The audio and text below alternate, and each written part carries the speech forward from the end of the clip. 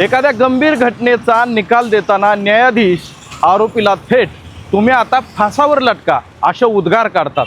घटना कोणती आहे तुम्हाला माहीत आहे, पुणे जिल्ह्यातलं नसरापूर हे गाव आणि या नसरापूर गावामध्ये एका 3.5 वर्षाच्या चिमुरडीवर भीमा कांबळे नावाच्या एका आरोपीनं लैंगिक अत्याचार केले, त्याच्यानंतर तिचा खून केला आणि ह्या घटनेनं संपूर्ण महाराष्ट्र आणि देश देखील हादरला होता।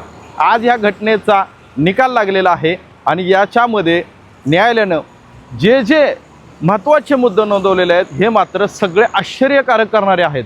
अतिशय महाराष्ट्रातली ही पहिली घटना आहे ज्याचा निकाल 55 दिवसात लागतो आहे। सगळ्यात महत्त्वाचं जे कामकाजाचे 16 दिवस आहेत, म्हणजे रविवार शनिवारच्या सुट्ट्या वगळून न्यायालयाला निकाल देण्यासाठी फक्त 16 दिवसाचा कालावधी मिळालेला होता। 16 दिवसामध्ये आरोपीला मृत्यूदंडाची म्हणजे तिहेरी फाशीची शिक्षा पुण्याच्या सत्र न्यायालयाने ठोठावलेली आहे। सगळ्यात महत्त्वाचं हा निकाल देत असताना न्यायालयाने याच्यामध्ये अनेक महत्त्वाचे मुद्दे नमूद केलेले आहेत। याच्यात सगळ्यात महत्त्वाचं काय तर पुणे ग्रामीण पोलिसांनी जो तपास केला, ज्या पद्धतीने एव्हिडन्स गोळा केलेले आहेत याचं न्यायालयाने कौतुक केलं। दुसऱ्या बाजूला आजपर्यंतच्या न्यायव्यवस्थेवरती म्हणजे ज्या दिवशी घटना घडली त्या दिवशी नागरिक संतप्त झालेले होते आणि आरोपीला आमच्या ताब्यात द्या, आम्ही त्याला शिक्षा करतो, ही भावना देखील कोर्टाने अधोरेखित केली की आज देशातल्या जनतेला असं का वाटतंय की अशा घटनांचा निकाल आम्ही स्वतः द्यावा, आरोपीला शिक्षा आम्ही द्यावी, असं का वाटतंय तर याचं कारण काय, दीर्घकालीन चालणारे खटले, अशा घटनांमध्ये लवकर न्याय मिळत नाही अशी लोकांची झालेली भावना आणि त्याच्यामुळं लोकांचा झालेला उद्रेक म्हणजेच काय तर नसरापूरच्या ग्रामस्थांनी जो उठाव केलेला होता तो उठाव देखील या न्यायालयाने या घटनेचा निकाल देत असताना नमूद केलेला आहे की लोकांची अशी भावना होणं न्यायाच्या दृष्टीनं चांगलं नाही। दुसऱ्या बाजूला अवघ्या 15 दिवसात या घटनेचं जवळपास 1200 पानांचं चार्जशीट तयार करण्यात आलं आणि हे चार्जशीट 16व्या दिवशी कोर्टामध्ये दाखल करण्यात आलं। 16 दिवसामध्ये चार्जशीट दाखल केल्याच्यानंतर ह्या खटल्याची लगेचच ट्रायल सुरू झाली, म्हणजे चार्ज फ्रेम करून लगेच ह्या फास्ट ट्रॅक कोर्टामध्ये ह्या घटनेची सुनावणी सुरू झाली।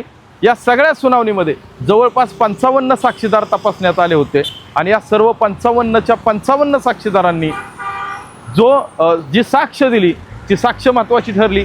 याच्यामध्ये सगळ्यात महत्त्वाची एक साक्ष ठरली ते 3 लहान मुलांची, जवळपास 8 ते 10 वर्षाची हे असलेली 3 मुलं ज्यांनी ही सगळी घटना पाहिलेली होती आणि दरवाजाच्या फटीतून त्या पत्र्याच्या फटीतून या मुलांनी ज्यावेळेस आरोपी काहीतरी कृत्य करतोय हे पाहिलेलं होतं त्यावेळेस आरोपीनं ह्या मुलांना दगडं मारून हुसकावून लावलेलं होतं। हे सगळ्यात महत्त्वाचा आय विटनेस जो आहे तो ह्या 3 मुलांची साक्ष या घटनेमध्ये महत्त्वाची ठरली। त्याचबरोबर या सगळ्या घटनेमध्ये जे विशेष सरकारी वकील जे आहेत मिश्रा साहेब यांचं जी नेमणूक करण्यात आलेली होती त्यांच्या टीमनं सुद्धा या सर्व खटल्यामध्ये एकही तारीख पुढची घेतली नाही। म्हणजे आतापर्यंत आपण बघितलेलं असेल की साक्षीदार आला नाही, साक्षीदाराची मानसिकता नाही, अशी सगळी परिस्थिती असताना खटले लांबले जातात।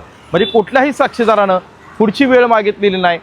कोर्टानं सुद्धा स्वतःच्या सुट्ट्या ज्या आहेत त्या रद्द केलेल्या होत्या, पोलिसांनी सुद्धा स्वतःच्या सुट्ट्या रद्द केलेल्या होत्या आणि महाराष्ट्रातली ही पहिली घटना घडली की ज्याच्यामध्ये इतक्या जलद गतीने न्यायालयाचा निकाल आलेला आहे। त्याच्यानंतर देशामधल्या न्यायव्यवस्थेला हे अत्यंत महत्त्वाचं असं उदाहरण ठरणार आहे। येणाऱ्या काळामध्ये जिथं अशा घटना घडतील किंवा ज्या घडलेल्या आहेत त्याच्यामध्ये निकाल का लागत नाही असा प्रश्न विचारला जाईल। मात्र पोलीस अधीक्षक संदीप गिल यांच्या मार्गदर्शनाखाली राजगड पोलीस स्टेशन किंवा भोरचे जे DYSP आहेत यांच्या माध्यमातून त्या घटनेमध्ये जो तपास झाला, जो सखोल तपास झाला, याच्यामध्ये आरोपीच्या वकिलांना कुठंही कॉन्ट्रोवर्सी करण्यासाठी एकही संधी मिळाली नाही आणि आज आरोपीला थेट फाशीची शिक्षा ठोठावण्यात आली। विशेष म्हणजे तिहेरी फाशीची शिक्षा ठोठावण्यात आली। असली घाण नकोच अशा पद्धतीचं सुद्धा वक्तव्य, कारण हा जो भीमा कांबळे आरोपी आहे यानं आत्तापर्यंत याच्या अगोदर अशाच प्रकारच्या 2 घटना केलेल्या होत्या, मात्र याच्यातले साक्षीदार फितूर झाले आणि आरोपी सुटलेला होता आणि त्यामुळंच त्यानं या 3 वर्षाच्या चिमुकलीवरती लैंगिक अत्याचार केले आणि नंतर तिचा खून केला। मात्र आजच्या या निकालामध्ये महाराष्ट्राचं सर्व लक्ष लागलेलं होतं आणि महाराष्ट्राच्या इतिहासात पहिल्यांदाच अशा पद्धतीचा निकाल समोर आला आणि आरोपीला फाशीची शिक्षा झालेली आहे आणि याचं सगळं क्रेडिट या पुणे ग्रामीण पोलिसांना जातं. तुम्हाला देखील या खटल्याबद्दल, या घटनेबद्दल आणि पोलिसांच्या न्यायपालिकेवर बद्दल सुद्धा तुम्हाला काय वाटतं हे कमेंट करून नक्की कळवा.